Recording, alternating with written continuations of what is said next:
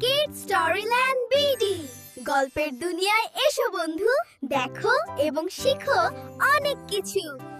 ভোরের স্নিগ্ধ আলোয় গ্রামটা যেন ছবির মতো সুন্দর। সবকিছুই শান্ত, নীরব। ছোট্ট সজীব আজ সবার আগে ঘুম থেকে উঠেছে। সে জানে ভোরের সময়টা আল্লাহর রহমতে ভরা থাকে। ঠান্ডা পানি দিয়ে অজু করতেই তার মনটা সতেজ হয়ে গেল। পবিত্রতার অনুভূতিই আলাদা।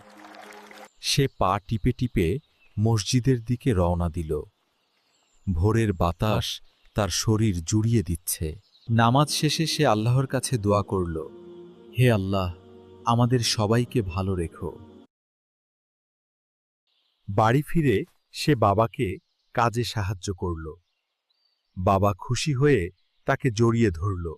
সবাই মিলে নাস্তা করার আনন্দই অন্যরকম। দিনটা শুরু হলো বরকত দিয়ে।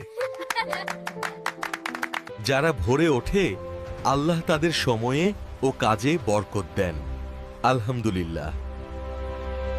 ভালো থেকো বন্ধুরা, আবার দেখা হবে কিডস স্টোরিল্যান্ড বিডি 736 এ। আল্লাহ হাফেজ।